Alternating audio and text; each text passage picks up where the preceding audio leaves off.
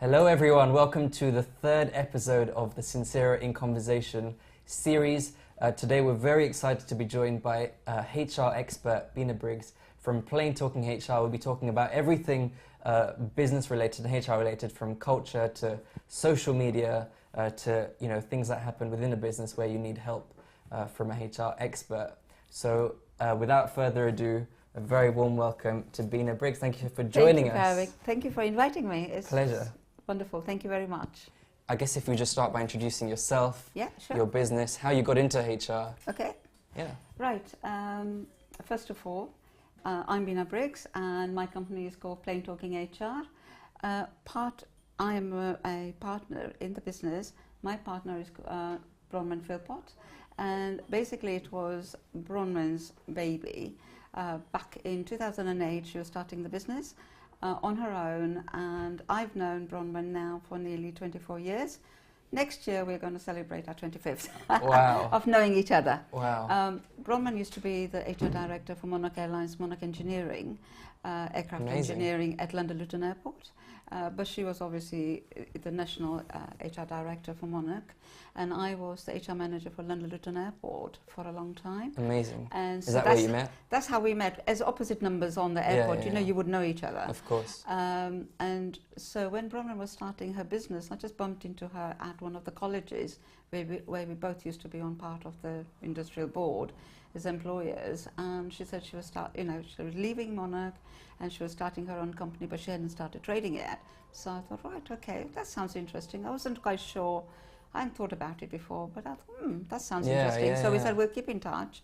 In 2009, I left the airport, and so contacted Bronwyn, who was in Australia. And when she got back, we met up in February 2009. You shook hands, as we do. Absolutely. And we started the business in April 2009. So we have now been going for 7 years. Wow. So that's the history of the company. Myself, as I said, I was HR manager for London Luton Airport. Prior to that, I worked for BT. Was that HR as well? No, actually I was in computing, in mainframe computing, where you had big boxes of computers where you can actually fit them into little map now. Or even these. Oh yeah, definitely. But I used to be in a computer centre in St Albans for a long time. Wow. For BT, and I met my husband in BT, and we both wanted to leave the company, and it was just fortunate that BT at that time, back in 1989, 1990, they wanted to downsize BT. It was massive. At that time, I think I had 250, 300,000 people working for BT, and they wanted to take out a lot of the management layers. So that's what, we both were managers, so we wanted to actually emigrate to France and start our own gîte, and he was writing a book on motor racing saying things like, oh yeah, Google him, Ian Briggs. Ian Briggs. Endurance racing, yeah. Next in conversation. Yeah, exactly. Do you know what? Just as a very side thing, he's very big in Japan, apparently. Wow. You don't know about that, but so what happened with France? Did you not? No. Well, it was one of those times when the property market slumped, just literally, and we were going to sell our house and then obviously use that money to go to France. So it didn't happen. But by that time, I had actually qualified in CIPD. Brilliant. Whilst I was working for BT. In computing, because I had enough for air conditioning and big boxes of computers, So I started looking around for a job, thinking I might be probably ending up in London. Sure. And I ended up a mile up the road at London Luton Airport as HR officer. And then after a little while, not very long, I became HR manager. Amazing. There's a very kind of close synergy to what I used to do to what we do now, both for me and for Bronwyn, because for London Luton Airport, for what it is now to where it used to be back in 1992, I joined in January 1992. It was a small airport. It had just been privatized, i.e. they had started looking at it from making it as a commercial airport. Airport, yeah. London Luton Airport actually still belongs to Luton Council. No way. Luton Borough Council. And so they wanted to do something with it, and they decided that no, for it to be a viable concern, they had to make sure that it was commercial. And so they started bringing in professionals in, and then started the development. And so what you see now, the infrastructure with the new, the air traffic control tower, and the new kind of runways, terminals, you name it, everything you've got the infrastructure there, that was all actually done then.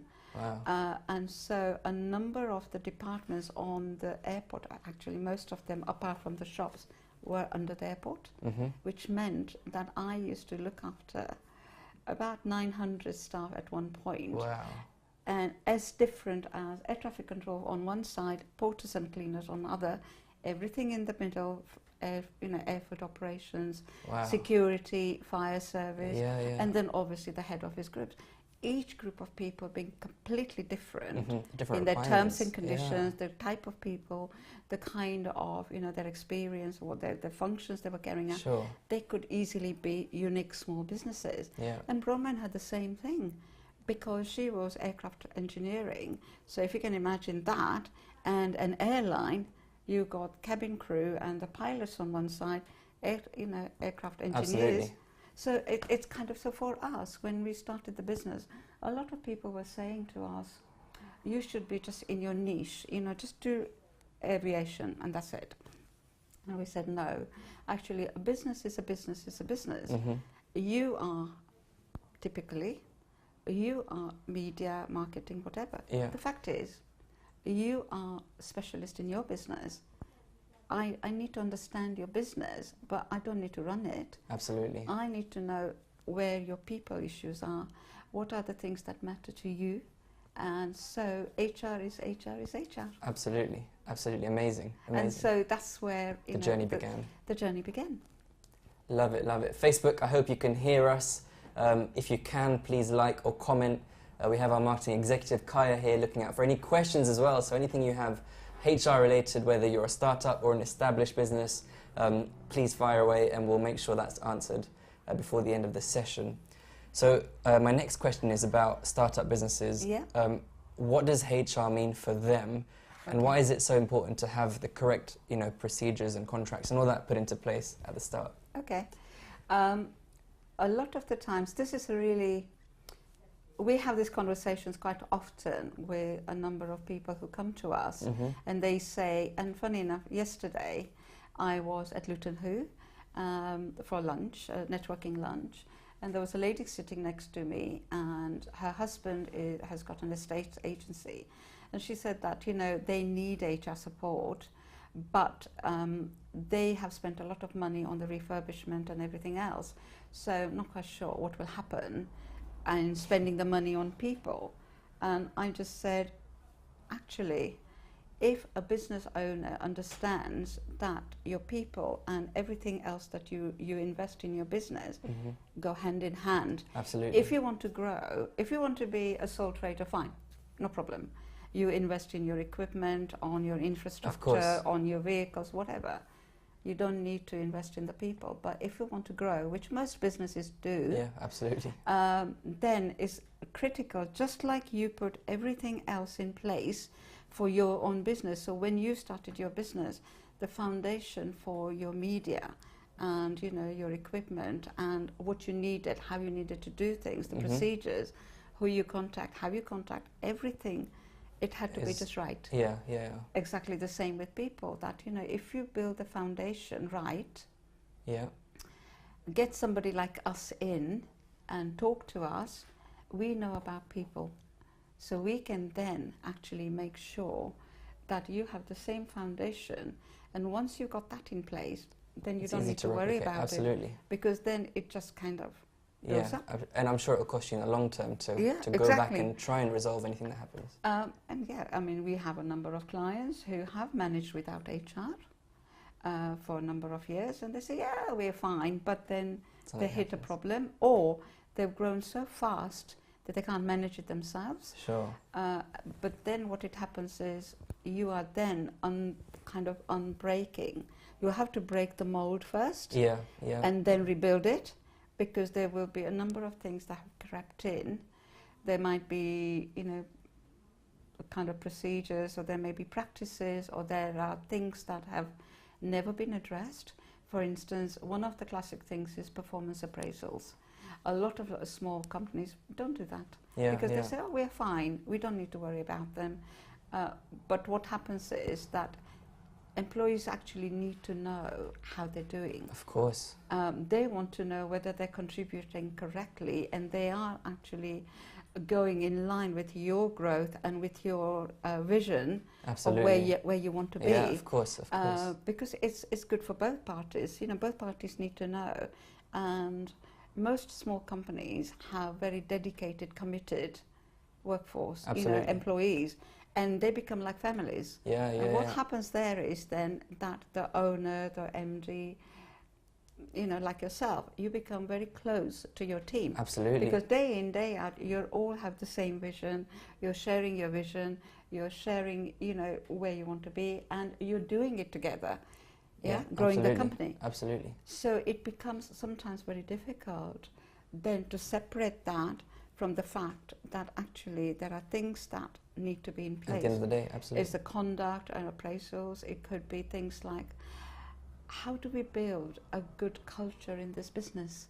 Because if you started on your own, the culture was you.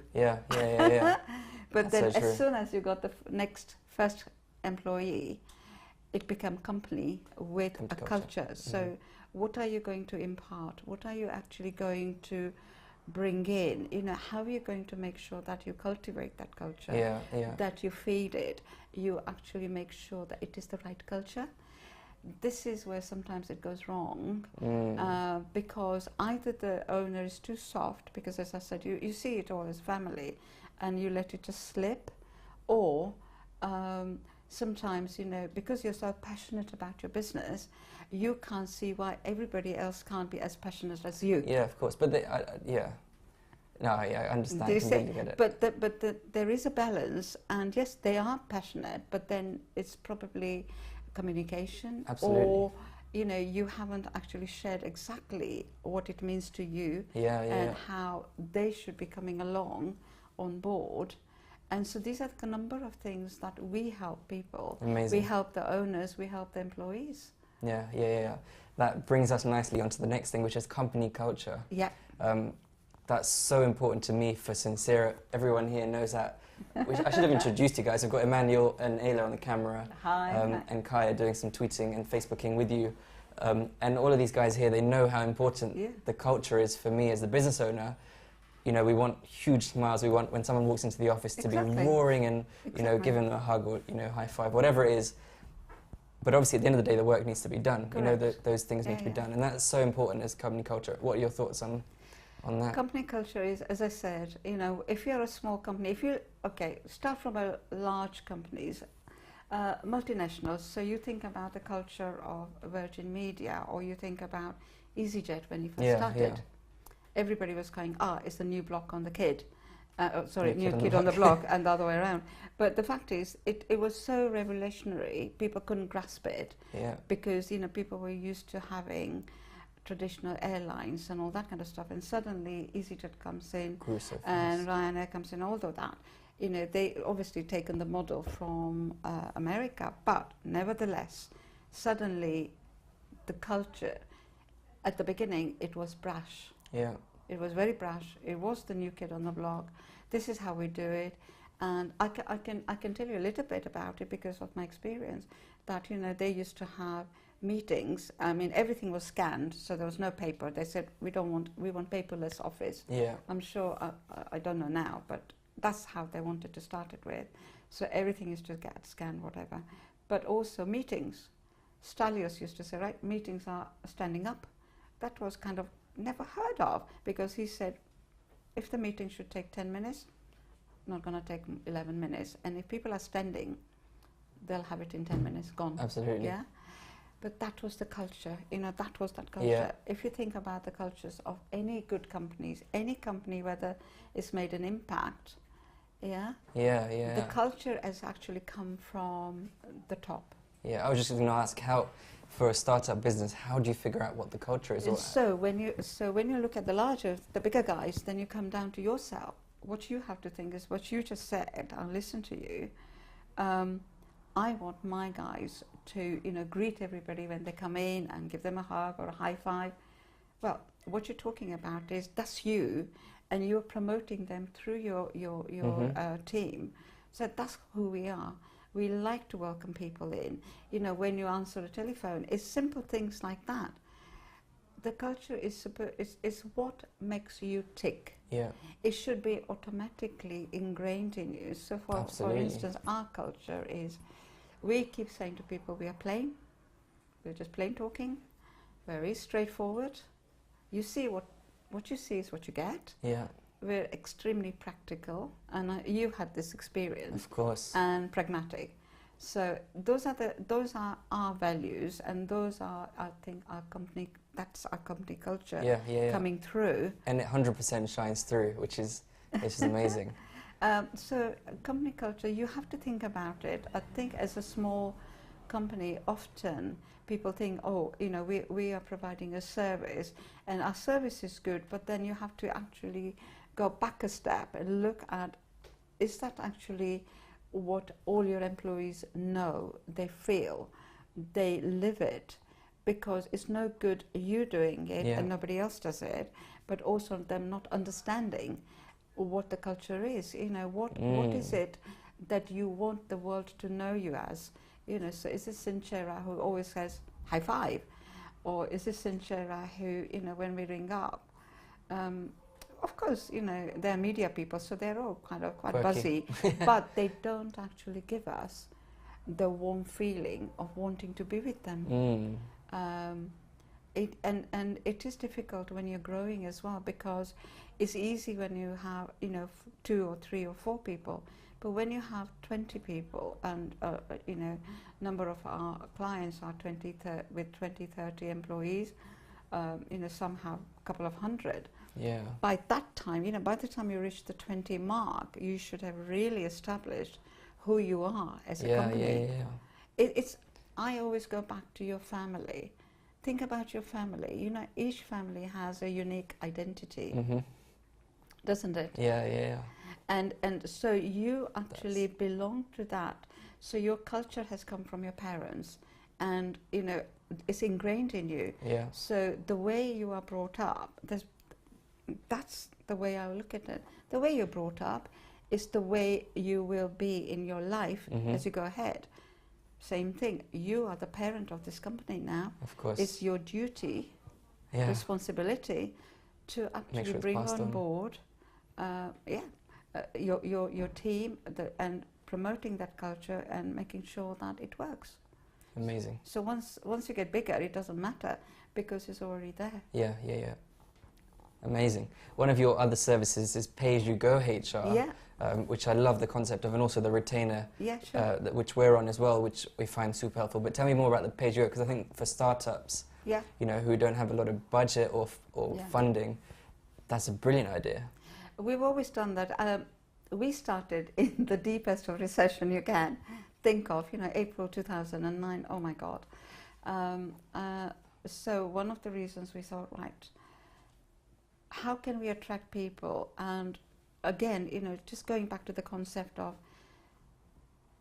companies, small companies, SMEs, they don't want to spend money on people issues if they can help it, but they need a contract of employment for the first employee. They need employee handbook. They have now an issue. They need to solve it, but then they get back to just focusing on the business. So we thought, no, we will definitely have that element where it's pay as you go. So if you want just a piece of work done, fine, no problem. We'll quote it, and we'll say, right, that's how much it will take, and we'll do it. That service is still there. That's not a problem. We also have project-based. So if it's a large project where, say for instance, it's a redundancy project, somebody's restructuring, so we will go in, double-check exactly what's required. We quote as a project, as you would. And then we just deal with it. The retainer is different, And I think we are very different from a number of suppliers in as much as we charge by the hour. So it doesn't matter how many employees you have. Yeah. We look at what's the kind of work that's involved when you come on board. So a number of the smaller companies, when they're just starting up with 1 employee or 2 employees, we just think that actually it will be 1 hour per month, should be more than enough. You don't need us all the time. Yeah. Okay, so the next question is about HR for media businesses. So we're obviously a video business. Does that differ? Like, why is it important, especially for freelancers? We work with a lot of freelancers, and I think it's so important that they have these contracts in place. Yes. Media, you guys are creative. So you're buzzing with ideas and everything else, and it's really difficult to pin you down. Yeah. So when it comes to policies and procedures, that kind of legally, you have to kind of think about it, or communication or interaction. That's when I think we make the difference. You asked about it earlier. How do we add value? Yeah. And as you know, we have had a number of chats and discussions, and you just said, "Oh, what does that mean?" Or "How do I do that?" Absolutely. Yeah. So that's where we add the value, because I am there for you. You know that you can pick up the phone anytime or WhatsApp me or whatever. I'm your sounding board.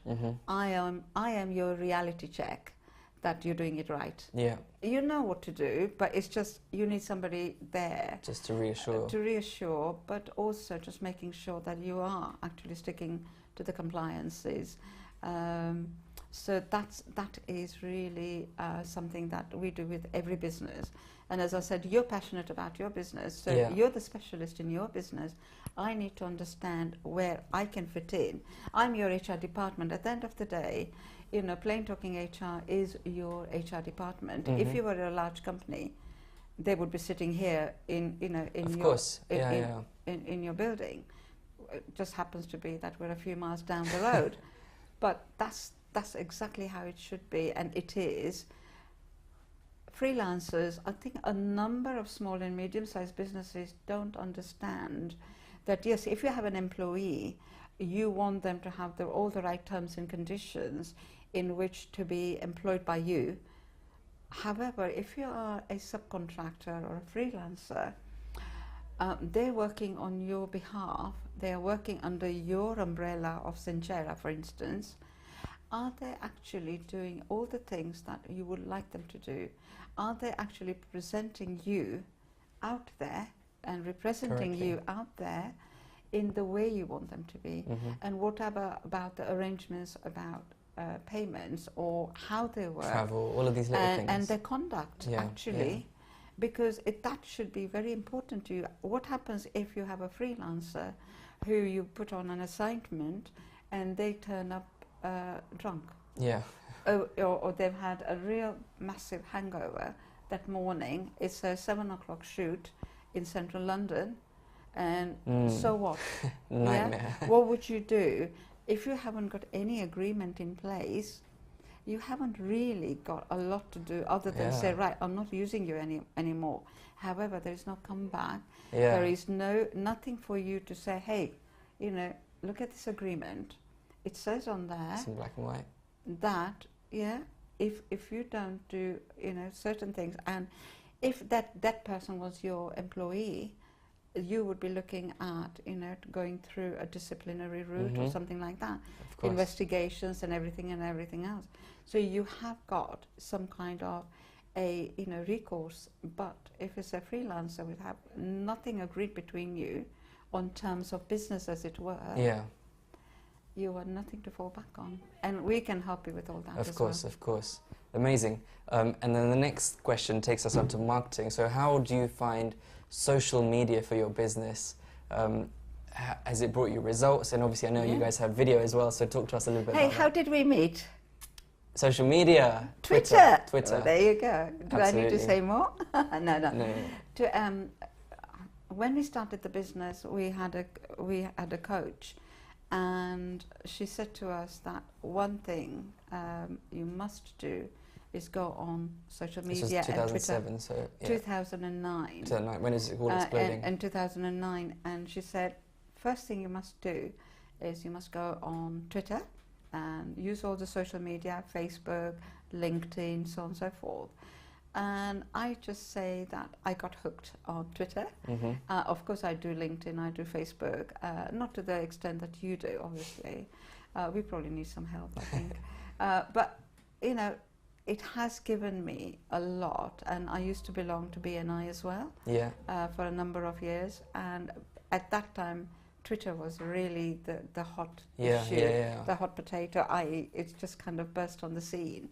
And so everybody was in BNI was on Twitter. On Twitter, and you know, you connected the whole world on the BNI Twitter, and it was just fantastic. And so I have made a number of friends through Twitter, and as you know, I still do. I get a good morning every single day, along with a couple of others.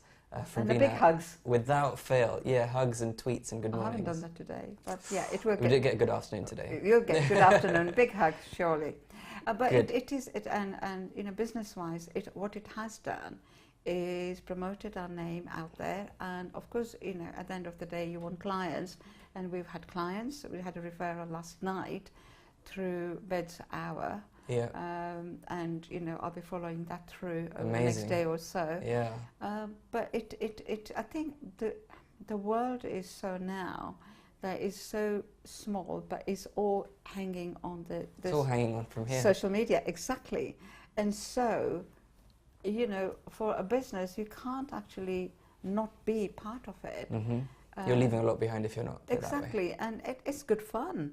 I think it's like, you know, being alive, and your private life and your business life, both are equally important to you as a small, you know, business owner. Well, you know, why kind of isolate yourself from what's going on out there in the world? Just because you're in business doesn't make sense, does it? So yeah, it works for us every time. Amazing. And I guess that's why you invest your time into it. Yeah, I do. Good. The next question is something that we ask everyone that comes on the show. I guess it's our signature question. So if you could take yourself back when you started in HR, what would be the one thing you could do or you'd learn if you could spend 15 minutes with BINA BRIGGS when you started as a HR expert? So whether it's the manager at the airport or when you started plain talking. What I would tell myself? What lesson would you take away from? The lesson would be people are people are people. It's all about people. And it's all about relationships. It doesn't matter, and that's the lesson that I've learned through life. And as I get older and much older by the day, the fact is that at the end of the day, it's all about relationships. And sometimes we forget, and I'm sure I have forgotten that as well, when we get too engrossed in doing things, but you don't actually take on board. And we forget that in business, and I'm sure I have forgotten it through time. From time to time, but... It's so important. You're talking to a real person at the end of the day. And I think also, don't forget that that person has a lot to give to you, because it's a two-way thing. You know, you think, oh, well, I'm doing something for Bhavik. No, actually not. You're doing something for me. Because I am learning from you. Of course. I'm learning all the time from you. I'm learning something that I've never actually had before. But even if I know you for a couple of years or whatever it is, every time we have an interaction, that relationship is going to renew. Absolutely. It renews and it grows, but it only grows when you think about that other individual as a person, just as important, if not as more important than yourself at times. Of course. That's the lesson. Give as gain. Give as gain. Well, yeah, that too. Cool. So we'll come on to some questions which I've had over the last couple of days. Okay. So the first one is, my colleague's been turning up late, practically 3-4 days a week. It's been mentioned on several occasions in meetings, but it's still happening. Help. Help. Okay. Well, if it's a small company and the colleague's been turning up late, yes, you have done everything the friendly way. the nice way. And I think, again, this is all about understanding, first of all, why he's late. Talked about person, people. Sure. So get down to the crux of the matter. Why is that person late? Even though you've spoken to them, why are they still coming late? Yeah. Once you understand that, then is there a leeway? Is there something that you can arrange? Is there a flexibility? If their circumstances are such, if there isn't a good enough reason, they just can't wake up in the morning because they're staying up all night doing whatever. Well, in that case, then you have to, it's your duty again to make sure they understand that they're coming to the business. They have a contribution to make, and it's not fair on them or you, them turning up late, and the rest of the team. Of course. Yeah. Remind them of the policies and procedures. What policy have you got on attendance? Yeah. And what would you do? So first of all, have this chat and say, look, I'm going to make a note this time in the diary. As you know, we have talked about it 5 times before, 4 or 5 times, and you've said, yes, you will, but you haven't. But this time, it is getting serious now. It's not fair. Let's draw a line in the sand now. Yeah. Start from here. And what we'll do is, I'm making a note in my diary that we've had this conversation. If we get to a point where, if it happens again, then I will have to take it on to the formal route. Yeah. And then you go through a disciplinary route, on attendance management, and you go through that, as I said. But a lot of the times, when people understand why you're talking to them, and also it's almost a little bit formalized to you saying, oh, why are you turning up late? Or, no, this is serious. Most people will take notice and they say, oh, okay, we're getting serious here, and yes, I need to pull up my socks. Yeah, of course. Okay, brilliant. And the next question is, I have an employee who has been off work sick for over 6 months. We've been generous, but we still don't see any return to work. What can we do in this situation? Okay, again, I think I can't give you a 6 very months is a long short. Yeah, I can't give you a very short answer on that. And also, it depends on what their circumstances are. So, for instance, if it's a if it's a critical illness, so it really depends on what you've done so far. Follow your policies on long-term sickness. You should have a policy on sickness, and you should follow that. Again, keep the channels of communication open. Quite often, employers don't do that because they think they are actually encroaching on that individual's privacy, or can we talk to them, can't we talk to them, should we contact them, shouldn't we contact them. There has to be a good kind of balance, and you should have an agreement between you and that individual to say, depending on what it is, say for instance somebody's recovering from cancer, and they've had the treatment and everything. They are now on their way to recovery, and they're in remission. Fantastic. So, they would want some contact from you, and you would want to know how they're doing, etc. It's the welfare point as well. It's not just about, oh, somebody's off sick, so we're not going to care about them. You care about them just as much as anybody else. But also, at the same time, you're looking at the business point to say, how is it affecting you? Your business, as a smaller company, it's going to have a greater impact of somebody being absent for 6 months than in a large organization or a large team of 20, 30, 100 people. The impact goes down a bit. I guess you need a bit more information. You need more information on what the circumstances are, when they're coming back. Are they coming back on kind of rehabilitation? So, you do on reduced hours and so on and so forth, return. Or actually is getting to a point, it may not be something like that, and it may be something that they're never going to be able to come back to you. Then you have to start thinking about how you're going to end that relationship. We can help. Amazing. I hope you've all found that super useful. We're so grateful for you and your time. Thank you. Why don't you just end by a plug, so tell us a bit more about how someone can find you, how they can get in touch, your Twitter address, of course, So yeah, you're talking to the mid. Actually, you can talk to that camera. That one? Yeah. Hi. Okay. Our website is www.plaintalkinghr.com.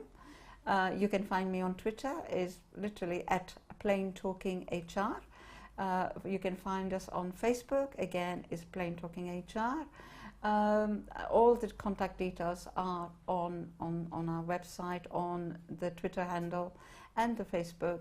And all I would say is one of the things we do, and people don't realize it, we also help individuals. So if you're an individual in a large company and you don't know who to talk to, you don't want to talk to your HR or your manager, you can talk to us. So that's another service we provide.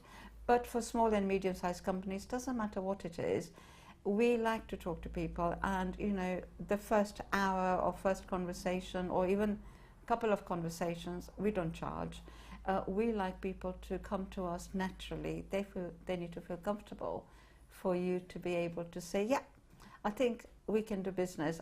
Business comes after. First is relationship, and we believe in building those relationships, and our clients become our friends. And that's what it is. I love it. I love it. People before. People, yeah. Before relationship. Always people, because a company is a person. It's built on business. Because you, Sinchera, is Bhavik. To me, Sinchera is Bhavik. Yeah, yeah. To you, It's Plain these guys Talking, here, yeah. it's BINA. Mm-hmm. Simple as that. Yeah. Amazing, amazing. Guys, if you need any help with HR in business, whatever it is, whether it's contracts or any problems that may have happened, Yeah, anything at all. you really need to speak to these guys. They are experts in their fields. Their details will be at the end of the video, and we look forward to seeing you on the next In Conversation.